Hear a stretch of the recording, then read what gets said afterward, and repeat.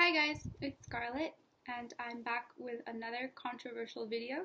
And in this video, I want to talk to you guys about beauty. And does it matter? Does it not matter? Because a lot of people in the modern day are very stigmatized about the topic of beauty. On the one hand, in popular media, we're super obsessed with it and everyone's going out and getting makeup and surgery and extensions and everything, jewelry. People really want to look their best and we put so much emphasis on our appearance.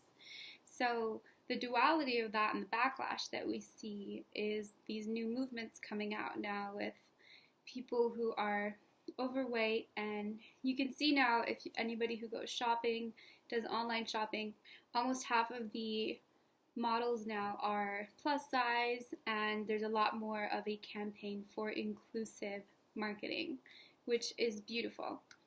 But I want to make a few points that may help you out about beauty when it comes to yourself and your self-image and dating and relationships.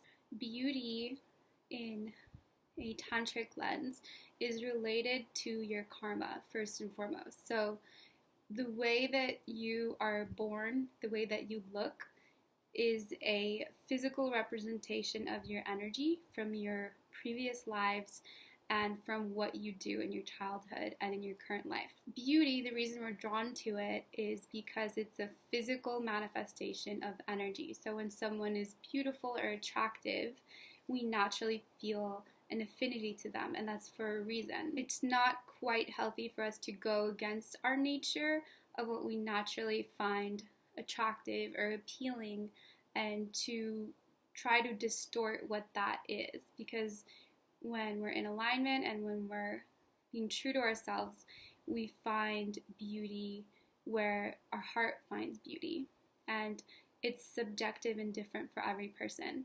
But the second point that I want to make is that beauty is actually an indicator of health. So the reason that we are attracted to beauty is because it shows you somebody is healthy. And I mean healthy in the sense of physically healthy and also spiritually healthy.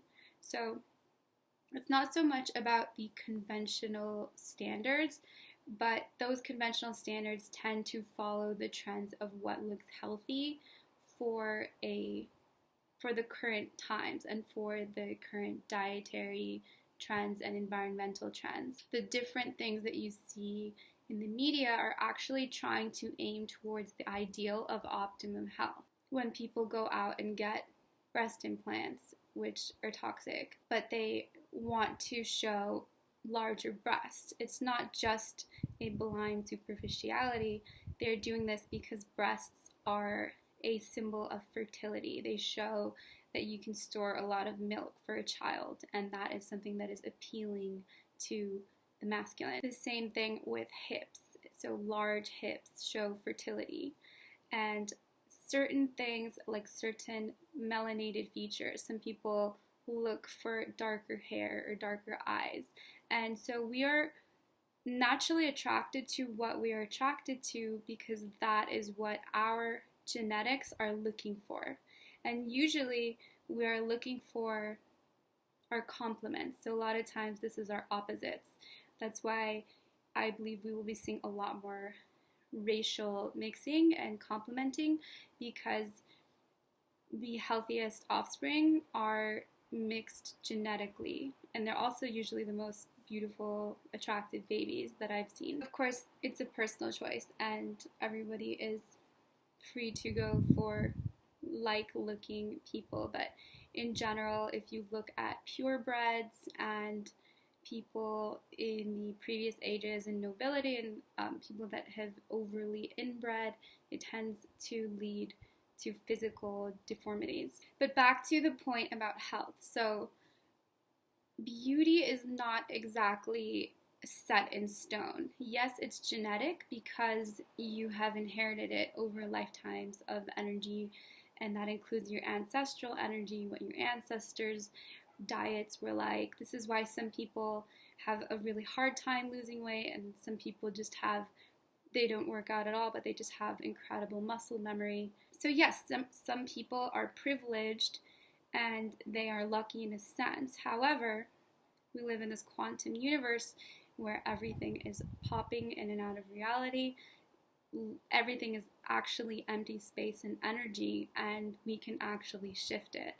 So I don't know if you guys have ever seen somebody who was going through a hard time and they just seem to look less attractive, or somebody who just became really happy and then it almost seems like their face shapeshifted.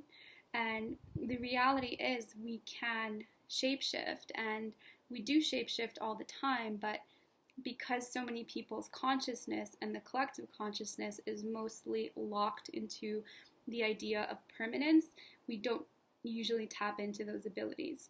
If you are somebody who is hard on themselves about their looks, and you look in the mirror and you're not happy, or you think that you're not lucky, you didn't win the genetic lottery, etc., it's a good idea to consider that you can actually change your physical appearance and enhance it. And so I don't actually feel that it's healthy for people to adopt unrealistic ideas about beauty, which for me means going or trying to force yourself to be attracted to something you're not attracted to, or trying to overly promote an image that is unhealthy for the sole purpose of inclusion. I absolutely agree with inclusion, and that we are able to find beauty in all shapes and forms and colors, but I believe that every individual should be naturally allowing themselves to be attracted to what they're attracted to, because your body and your intuition has a natural intelligence that knows what it needs for the healthiest offspring and for its natural genetic code. So when you get really clear and you know who you are, then you know what you're looking for. So you can alter and enhance your own personal beauty, and you can also manifest and attract what is appealing physically to you, because that physical appeal that you see, it may not be conventionally attractive, but it will look attractive to you because it is an indicator of energy to you that this is somebody that is ideal for you.